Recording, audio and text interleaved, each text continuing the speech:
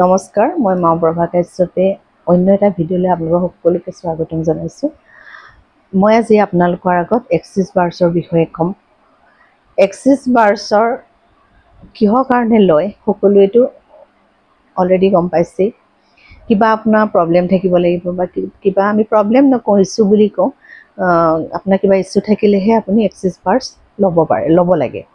যদি আপোনাৰ একো ইছ্যু নাই তেন্তে এক্সিছ বাৰ্ছ ল'লে কি হ'ব? এনেকুৱা বহুত মানুহ লগ পাইছোঁ। মোৰ ওচৰলৈ কেইবাজনো তেনেকুৱা মানুহ আহিছিলে। তেওঁলোকে বেলেগ মানে ব্যক্তিৰ পৰা এক্সিছ বাৰ থেৰাপিটো লৈ পেলাই এতিয়া বহুত দিনৰ পাছত, ধৰক এমাহ দুমাহৰ পাছত মোৰ ওচৰলৈ আহিছে। আহি পেলাই কৈছে, বাইদেউ এক্সিছ বাৰটো ল'লোঁ কিন্তু আমাৰ একো কামত নাহিল। বোলো হয় নেকি, কিহৰ কাৰণে লৈছিলে আপোনালোকে এক্সিছ বাৰটো? তেওঁ কৈছে মানে এনেই লৈছিলোঁ। আৰে আপোনালোকে যদি এনেই লৈছিলে, একো কামত নাহিলে, কথাটো মই বুজি পোৱা নাই। যদি আপোনালোকৰ কিবা এটাতো কাৰণ থাকিব লাগিব বাৰ্ছটো লোৱা। যেনে আপোনালোকৰ ধৰক কিবা বেমাৰ হৈছে, ধৰক ডিপ্ৰেশ্যন আছে, এনজাইটি আছে, নাইবা ফাইনেন্সিয়েল ইছ্যু আছে, ৰিলেশ্যনশ্বিপত ইছ্যু আছে, নাইবা ধৰক কাৰোবাৰ মাইগ্ৰেইন আছে। তেনেকুৱা নিচিনা যিটো ইছ্যু আছে সেইটো কিবা এটাতো আপোনাৰ মানে ইছ্যু বা প্ৰব্লেম আছে। সেইটো কাৰণেতো আপুনি এক্সিছ বাৰ ল'বলৈ গৈছে। নাই এনেকুৱা ধৰণৰ একো ভাবা নাই, কিন্তু বাৰ্ছটো ল'লে ভাল লাগে বুলি গৈছিলোঁ। আৰে আপুনি যদি কিবা এটা বস্তু সলিউশ্যন বিচাৰি, মানে প্ৰব্লেমটো হ'লেহে আপুনি সলিউশ্যন বিচাৰি যাব পাৰে।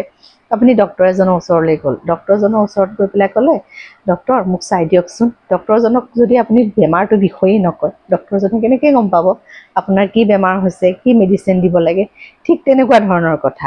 আপুনি যদি এক্সিছ বাৰ্ছ ল'বলৈ যাওঁতে আপোনাৰ যিটো ইছ্যু, সেই ইছ্যুটো যদি আপুনি যাৰ ওচৰত ল'বলৈ গৈছে তেখেতৰ আগত কয়, বোলে মোৰ এনজাইটি ইছ্যুটো, মোৰ এনজাইটি, নাইবা মোৰ ডিপ্ৰেশ্যন, নাইবা মোৰ সেনেকৈ ধৰক ৰিলেশ্যনশ্বিপত যিটো ইছ্যুৰ ওপৰত আপুনি, বা ফাইনেন্সৰ ওপৰত আছে মোৰ ইছ্যুটো, যিটো ওপৰত আছে আপোনাৰ সেইটোৰ ওপৰত আপোনাক ভালকৈ বাৰ্ছটো ৰান কৰা যায়।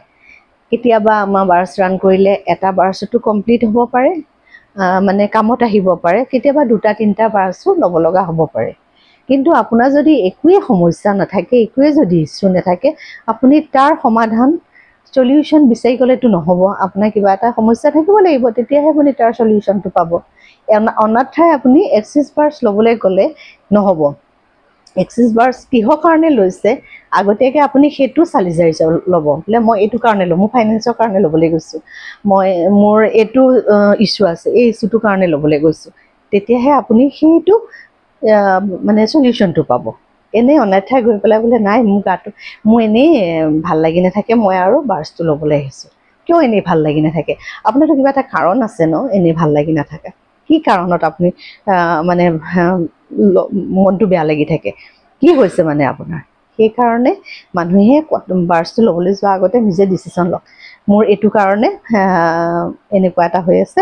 আৰু যাৰ ওচৰত গৈছে ল'বলৈ, তেখেতৰ ওচৰত আপুনি খুব ধুনীয়াকৈ মানে কৈ দিয়ক, বোলে মোৰ এনেকুৱা এটা ইছ্যু হৈ আছে, যাৰ কাৰণে মই আজি এক্সিছ বাৰ্ছ থেৰাপিটো ল'বলৈ আহিছোঁ। সেইকাৰণে কওঁ যে পটককৈ আৰু এটা মানুহে বাৰে মোক এইবাৰ কৈ থাকে, মই এক্সিছ বাৰ্ছৰ ক্লাছ যেতিয়াৰ পৰা ষ্টাৰ্ট কৰিছোঁ দিবলৈ, গতিকে কৈ আছে, বাইদেউ ফিজটো বেছি নেকি, বা এনেকুৱা কথাবোৰ কৈ থাকে। বোলো নহয়, আমাৰ এক্সিছ বাৰ্ছ থেৰাপি ময়েই দিওঁ, ক্লাছ ময়েই দিওঁ, বা যোনেই নিদিয়ক, যোনেই দিয়ে, সকলোৰে আমাৰ ফিজটো ৰেট একেই। সকলোৱে ফিজটো মানে একেই হয়। কোনেও ইয়াত বেছিকৈ নিজাববীয়াকৈ একো ল'ব নোৱাৰে। সকলোৰে বেছি হয়, সকলোৰে মানে ৰেটটো একেই হয়। কোনো ইয়াত বোলে মই ইমানখিনি বেছিকৈ ল'লোঁ বা ইমানখিনি বেছি, এইটো কাৰো নহয়। তো কেতিয়াবা ডিষ্টেঞ্চৰ ওপৰত অহা যোৱা যাতায়াত কিবাকিবি কাৰণত কিবা অলপ ইফাল সিফাল হ'ব পাৰে, কিন্তু মেক্সিমাম সকলোৰে ৰেট একেই হয়। সকলোৰে যিটো ফিজ আৰু সেইটো ফিজ একেই হয়। আপোনালোকে যদি আপোনালোকৰ এনেকুৱা ধৰণৰ সমস্যা মানে ভাবি আছে বা এনেকৈ সোধে, আপোনালোকে সুধি চাব পাৰে। কেইবাজনো মানে আমাৰ যিহেতু ফেচিলিটেটৰ বহুত আছে, সকলোকে সুধি চাব, সকলোৰে কিন্তু ফিজটো একেই হয়। আৰু আপোনালোকৰ যদি তেনেকুৱা ধৰণৰ সমস্যা, মোৰ এই সমস্যাকেইটাত মোক মেছেঞ্জাৰত মেছেজ কৰাৰ কাৰণে মই আপোনালোকৰ আগত আজি এই ফিজটোৰ বিষয়ে বৰ ধুনীয়া কৈ দিছোঁ।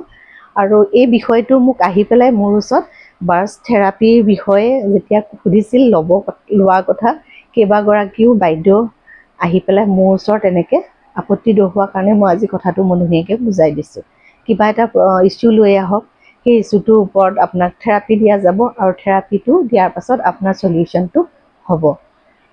সেইকাৰণে আপোনালোকে সকলোখিনি অলপ ভাবি চিতি বাৰ্চটো ল'বলৈ আহিলে ভাল। আহি পেলাই যদি কয় নাই এইটো কামত নাহিলে, ধৈৰ্য ধৰিবই লাগিব।